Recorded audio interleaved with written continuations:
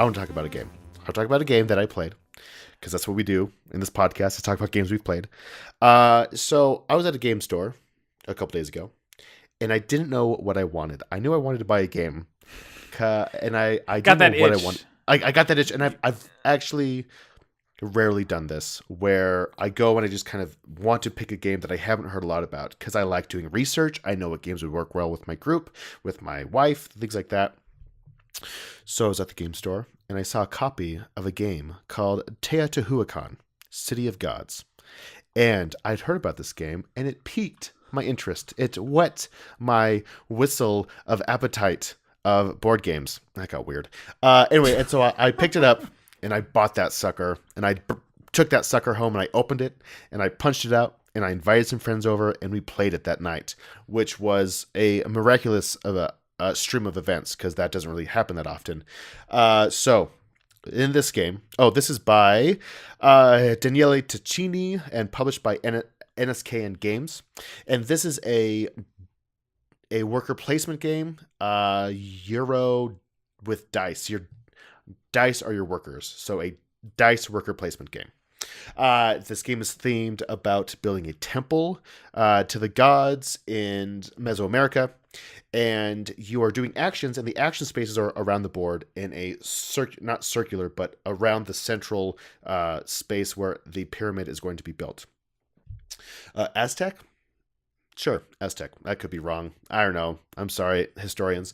But what's interesting about this is everyone starts with their workers on different spaces, and these spaces go around. Okay, and now that's important because as you move your workers around, they cannot go backwards. They can only go in a circular motion around. So there are about 8 spaces, and they are randomized every game.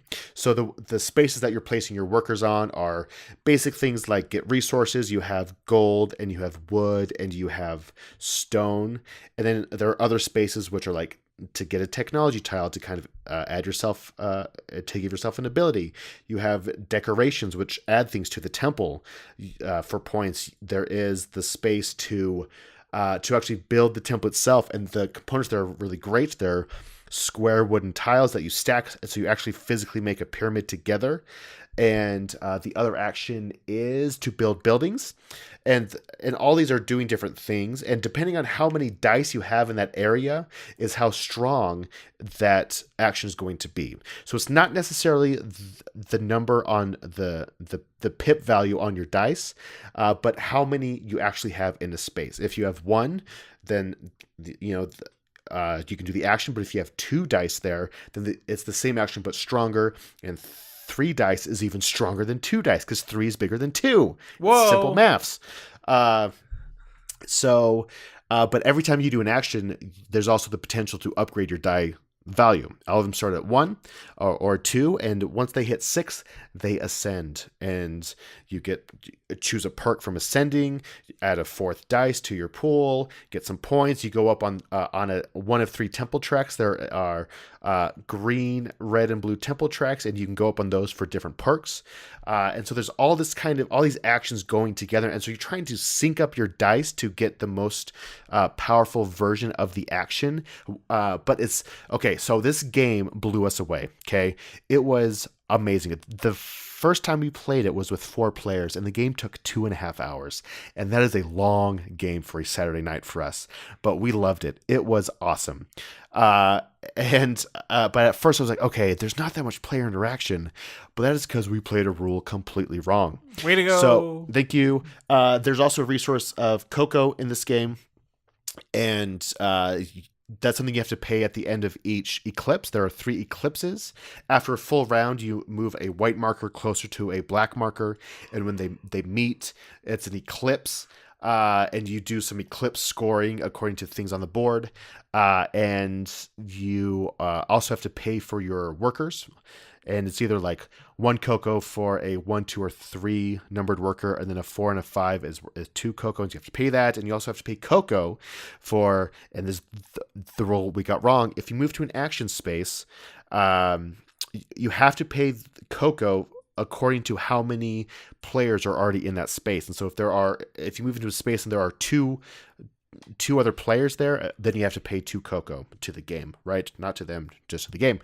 And that actually would change a lot of what I thought was no player interaction. That actually adds a ton of player interaction. There are other spots where you can lock a die for a certain ability, and your die just kind of stays there. It's not in the worker space proper. It's in its own little space that if someone wants, they can come and take it by paying a cocoa to kind of kick you out. Or if you have all of your dice in those spaces locked, you have to take an action to unlock them all. Or if you want, you can pay 3 cocoa to unlock them all on your turn and then take a normal turn. So despite the rule errors, which don't happen too frequently, but do happen, we loved this game. Now, it was super long that first play. So my wife and I played it the next night, just us two. And that game that we already loved got even better at 2 players. Now, that could be because of the rule error where we didn't really affect each other with the spaces. We're just kind of going around. The 2-player game took maybe like an hour 15 versus the 2.5 hours that a 4-player took. But either way, oh man, it's so good. As you're building the pyramid, each tile has 4 icons on it. So as you're building it, you're trying to overlap the same icon for that many points. And so there's just all these kind of intricacies. It's not a hard game to teach or learn. It is a bit unique, and so are some harder elements to learn. But especially after playing once, it's super easy to teach. It probably took me about half an hour for the first time, and that's having never played it myself, but just reading the rule book. Now, it is super fiddly. There are a lot of small rules that are easy to forget. There are icons on the board that help with a lot of them, but there's still some that are not explained that I totally forgot that maybe would have sped up the game even more, which is really interesting to think about how even though I got errors, there were errors in understanding the rules and errors in scoring, all these things that will definitely be better the next time we play it. I still love it, and it's great, and I'm excited for future plays. Do you play games like this? I don't know if you've talked a lot about games like this. I think this game, for some reason, reminds me a lot of like Lorenzo Il Magnifico. Not Yes. Oh, for sure. in that sort of way, right? Not in terms of what you actually do, but that there's so much that you kind of have to pay attention. Mm-hmm. All around the board, it's just like this does, like over here on this side of the board, this thing happens, and then up here in the middle and on the sides. So that's where that, I think, comparison comes from. But this game just looks intense to me. Like there's been a lot of talk around it, and every single time I look at it, I'm just like, oh, I just don't want to play it. It's not that bad. Like there are a bunch of spaces, right? There's like 8 full actions. 3 of those are basically the exact same. It's just the different type of resource, and the other ones, honestly, it's pretty simple. I'd recommend it. It's definitely I would not call it a heavy Euro. I would call it a medium light Euro. I don't know about medium light, hard medium. Hard medium. All over the place. You went from like medium light to hard. It's a great game. It's not that bad. I would play it with people who aren't really into board games as much as I am. But it's a great game. I highly recommend it. I would try it before you buy it. It is unique. But yeah, check it out. Okay. I got queries for you. Are you ready for my queries? All right. Query 1. I don't see a game like this lasting 2.5 hours being... I mean, sure, 2.5 hours is a long time. But for 4 players on a learning game, that seems to me like that's about right. Yeah. About 30 minutes per player, right? Yeah. Yeah, and I would say it would go faster after a subsequent play. And also, it's more of like a hangout night too. Like we were chatting and with explaining the rules took a bit longer. But I think if you're focused with 4 players, I think you could probably get it done easy under 2 hours. So, okay, do you designate for your game nights like this a person like yourself who buys the game? Do you learn it and then you teach everybody, or does everyone kind of come prepared? Like, do you send out that video of being like, you're watching this Rodney Smith video right now, or you're disbarred from coming to my home?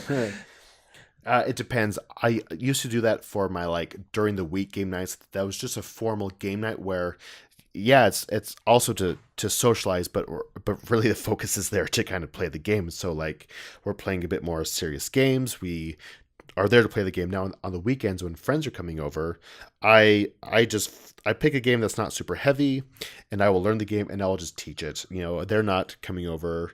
And it's probably one of those where like they saw this game, they're like, I do not want to put the brain power towards learning this game, Yeah. but I force it on them anyway, and they enjoyed it. Um, See, that is yeah, exactly the thoughts I've had on this. Is like, oh my gosh, there's so much going on here that I cannot fathom. Like to yeah, me, it seems like the setup time. How's the setup time? it's not bad. It's really easy just to kind of plop the tiles out. There is a base game. So the first game actually super easy to set up because you don't have to put the tiles out because there are pre-printed tiles on the board Mm-hmm. that kind of ease you into the idea of it, where the order of the actions are super important, and the actions on that are printed on the board make sense with like the flow of the game. Like, oh, you get iron or stone, and you get gold, and then there's this action after that. Whereas if it's all randomized, like the spot where you get stone and the spot where you use the stone to build part of the temple could be super far away from each other, and so by then your the workers you're using could already ascend, which means they go to a value of 6 and they go actually off the board and go back to the first one as a level 1. Mm-hmm. So it's this really interesting balance of like so in your action as you're going around the board, you can choose 1, 2, or 3 spaces to go ahead, but not as many as you want, right? So it is limited on how far you can go. So it's a very interesting thought process in how you can maximize your efficiency going around the board. But yeah, How does the game end again? so the game ends either at the end of the 30 clips, which That's right, the yeah, eclipses. Yep. the eclipses, or when someone builds the topmost tile of the pyramid, you finish out that round and play one more round. Gotcha. Okay.